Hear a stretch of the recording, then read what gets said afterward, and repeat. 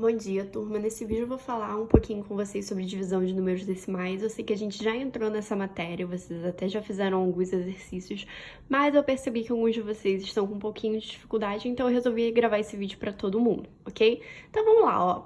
Numa divisão, quando multiplicamos o dividendo e o divisor por um mesmo número natural, não nulo, tá? O que é não nulo? É que não seja zero. A gente não vai poder multiplicar aí o nosso divisor por zero porque não se divide por zero.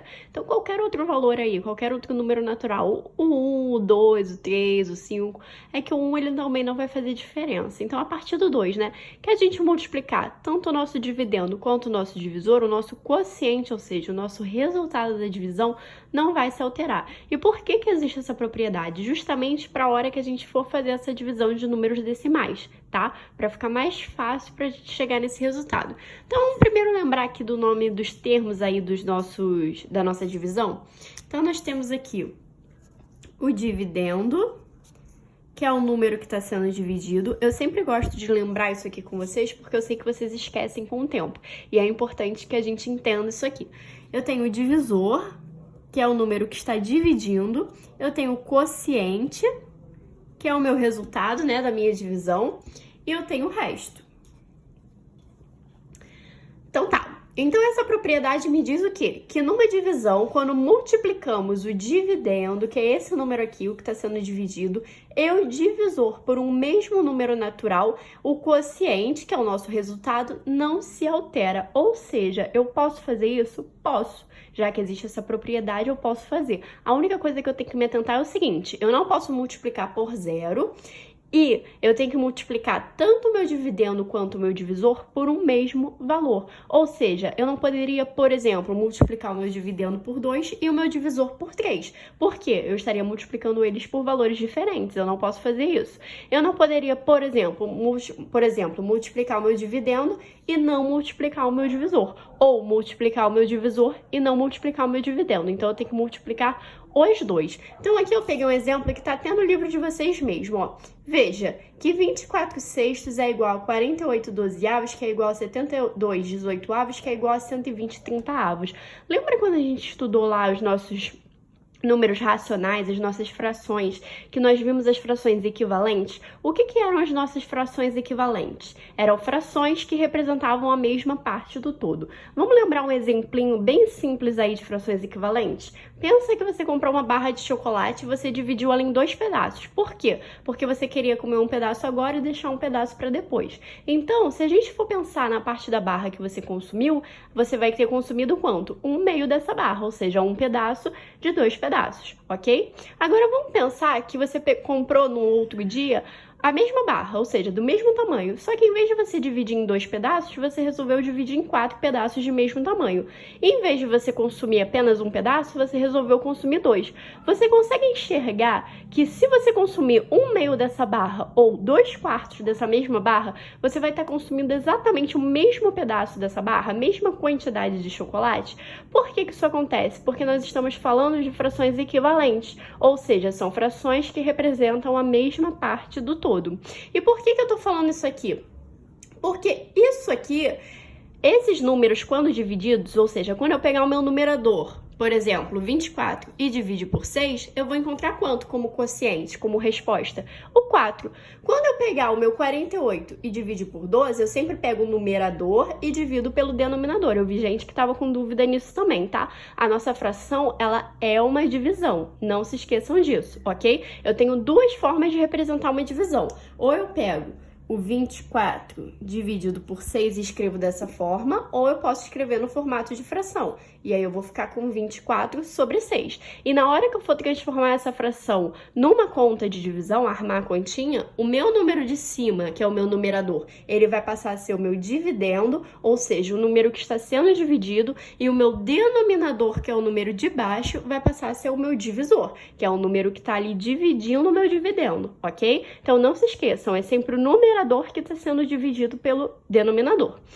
E aí, percebam o seguinte: quando eu pegar o 48 e dividir por 12, eu também vou encontrar o 4. Quando eu pegar o 72 e dividir por 18, eu também vou achar o 4. Quando eu pegar o 120 e dividir por 30, eu também vou achar o 4. Por que eu tô sempre achando o 4? Porque aquelas frações são frações equivalentes. Eu peguei a minha primeira fração, que é o 24/6, e a partir dela eu encontrei frações equivalentes, ou seja, frações que têm o mesmo quociente, ou seja, elas representam a mesma parte do todo, ok?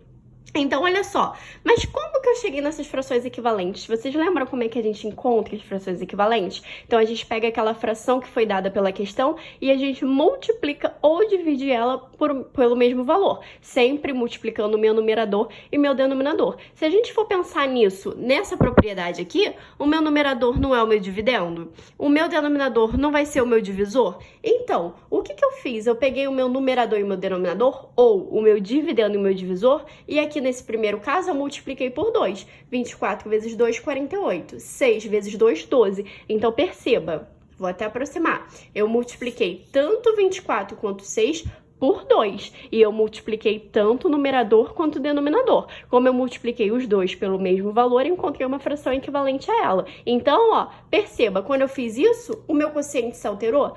Não. Então, é isso que essa propriedade está dizendo, que a gente pode multiplicar tanto o nosso dividendo quanto o nosso divisor por um mesmo valor não nulo e o nosso quociente, ou seja, o nosso resultado, não irá se alterar. Olha aqui nesse caso aqui do 72 sobre 18 avos. Eu peguei a minha fração inicial, que era 24/6, e multipliquei por 3. 24 vezes 3, 72. 6 vezes 3, 18. E olha aqui meu quociente, também não se alterou. Ok? Então, eu posso fazer isso. E eu mostrei isso aqui para vocês justamente para vocês entenderem lá a nossa divisão de números decimais. Então, quem são nossos números decimais? A gente já estudou isso também. Números decimais são números com vírgula. Então, qualquer número que vocês verem que tem vírgula é um número decimal. Como é que seria uma fração decimal, né? Esses números decimais, eles são números que estão sendo divididos ali por potências de base 10, ou seja, o 10, o 100, o 1000, 10.000, 100.000 e assim por diante, tá? Então, olha só, vamos usar essa propriedade, que foi a que eu expliquei aqui para vocês, para dividir números decimais. Então, eu coloquei aqui um passo a passo, ó, primeiro, segundo e terceiro, para a gente entender como é que a gente vai fazer isso. Então, olha só, eu tenho 3,6 dividido por 0,12. Então, o primeiro passo que eu coloquei ali é para a gente contar a quantidade de casas decimais dos termos da divisão, ou seja, do nosso dividendo e do nosso divisor. Então, quem vão ser essas casas decimais? Todos os números que vêm após a vírgula. Então, olha só, aqui no 3,6 eu tenho uma casa decimal. No 0,12 eu já tenho duas casas decimais. Então, olha aqui o segundo passo. Depois que a gente contou, a gente vai para o segundo passo. Usamos como referência o número que tiver a maior quantidade de casas decimais. Então, se esse aqui tem uma casa decimal e esse tem duas, eu vou usar como referência o 0,12. E aí, o terceiro passo. Multiplicamos dividendo e divisor pelo mesmo número, que será uma potência de base 10, para eliminar a vírgula. Então, qual é o meu número que tem a maior quantidade de casas decimais? É o 0,12, que tem duas casas decimais. Então, para me livrar daquela vírgula ali, eu vou precisar multiplicar por uma potência de base 10, que me faça andar com a vírgula de modo a eliminá-la, ok? E quanto que eu vou multiplicar? Por 100. Porque como eu tenho duas casas decimais, quando eu multiplico por 100, eu ando com a minha vírgula para a direita duas vezes. A quantidade de zero é a quantidade de vezes que eu vou andar com a vírgula. Se eu multiplicasse por 10, a minha vírgula ia sair daqui e ia ficar aqui no meio, entre o 1 e o 2. Então, eu continuaria com o número com vírgula. Então, não vale a pena, não é o que eu quero. Se eu multiplicar por 100, eu vou andar duas vezes com a vírgula. E aí vai ficar 12, vai deixar de ser um número decimal. É esse o meu objetivo, por isso que eu vou multiplicar por 100. Então, antes da gente pensar nisso aqui, vamos lembrar, né, como é que a gente faz essa multiplicação aí por potências de base 10. Então, olha aí o lembrete. Quando multiplicamos um número por uma potência de 10, basta deslocar a vírgula para a direita. Então, sempre que a multiplicação, a gente vai deslocar a vírgula para a direita, ok? Se fosse divisão, a gente ia deslocar a vírgula para a esquerda, mas vamos deixar isso para um outro vídeo. Então, olha só, eu tenho aqui um exemplo. Eu tenho 10,5 e eu estou multiplicando por 10. O 10 tem quantos zeros? O 10 tem 0. Então, isso quer dizer que eu vou andar com a minha vírgula uma vez. Se ela vai andar para a direita, ela vai sair daqui e vai vir parar atrás do 5. Então, 10,5 vezes 10 vai ser igual a 105. 5.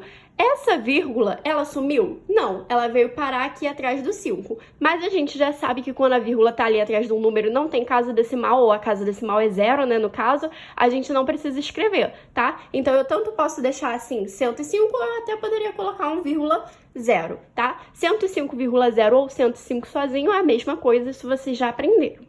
Olha ali o exemplo de baixo, eu tenho 102,4 vezes 100. Agora eu tô multiplicando por 100, então eu vou andar com a minha vírgula quantas vezes? 2. Então, ó, eu vou reescrever aqui o 102 e o 4 sem a vírgula. A vírgula estava aqui, ela andou 1, 2 vezes. Então, nesse caso, eu vou ter que acrescentar um 0, tá? Naquele espacinho ali que ficou em branco. Porque a vírgula, ela estava aqui, ela andou 1. Se eu não coloco aquele 0, ela só teria andado uma vez. Só que eu estou multiplicando por 100. Então, eu andei 2. Ó, saiu daqui 2 vezes. Agora tá certinho. Então, sempre que a gente precisar, a gente também pode acrescentar os zeros, ok?